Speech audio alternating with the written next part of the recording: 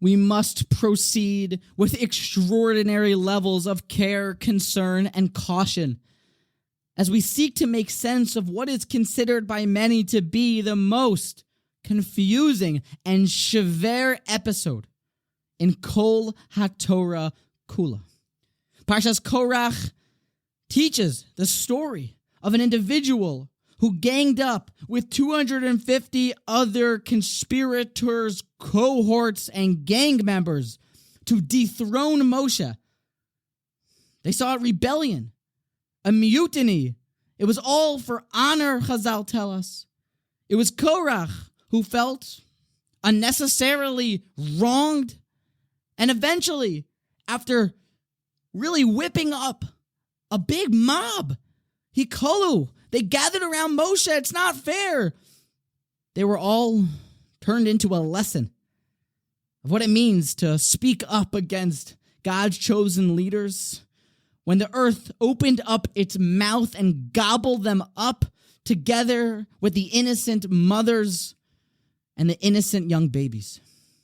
Korach, a Rasha. Rambam calls him a koifer. Korach, his legacy is what? But nothing of destruction, mayhem, and chaos. But on the other hand, Chazal tell us that actually after this exhibition and showdown, Korach's fire pan sacrifice was used to plate the Mizbeach. He was Chadosh. Korach was a first cousin of Moshe Rabbeinu. Korach was a Nosei Aron. He was one of those upper echelon Jews that carried God's holy ark. Korach, it's considered, says the Zohar, to be the one who the pasuk is talking about when it says, Tzadik hatomar yifrach, that the righteous will sprout like a flower. Who is that referring to? Zek Korach. What to make of all this? God willing, we'll speak of a couple different plans from some of the Gedolei Rishonim and Achronim, but where better to begin than Rashi's approach? Rashi asked this question. He says, V'koirach shepikeach haya. He was wise. Ma royalista, he said. How could he make such an error?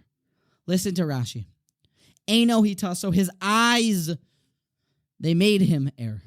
Rosh al-Shelas Gedoyleit, a prophecy where he saw there was going to be a string of holy people, his grandkids and grandsons, his future Doiris, his generations. Yaitzami Menu Shmuel was going to have eventually the prophet Samuel. Shishoko connected Moshe Aaron, as it says. Moshe Aaron bekoyal navu Shmuel bekoyre shemo. So Korach then said to himself, I need to launch a mutiny because clearly I'm supposed to be in charge. And Reb Chaim Shmuelevitz says, you see from here something shocking.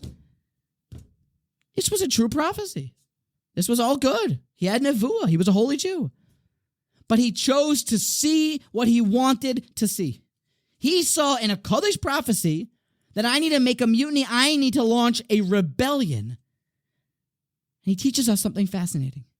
A person will still only see what he wants to see in prophecy, in nevuah. And Reb Meir Chadosh, the great Chevron Mashkiach, taught us something similar. The great Talmud of Slobodka. That in last week's parsha, when we said in the parsha of Tzitzis, that thou shalt not go after, lo yisosur acharei levavchem, after their heart, va'acharei einechem. Don't go after all of the taiva of the world, but stay true to the Almighty. It says levavchem before einechem, because yes, you will only see what the heart truly wants to see. An epic new novel idea in Shmiras Einayim. If you see something that you're not supposed to see, often that's because you must check your heart to see if you really didn't want to see it. Perhaps somebody else that was walking down that same street would not have seen it. You fix the heart, you fix your motives, you fix your intentions, because ultimately, Einav, his eyes made him err because he saw what he wanted to see. An unbelievable chiddush in Shmiras Einayim.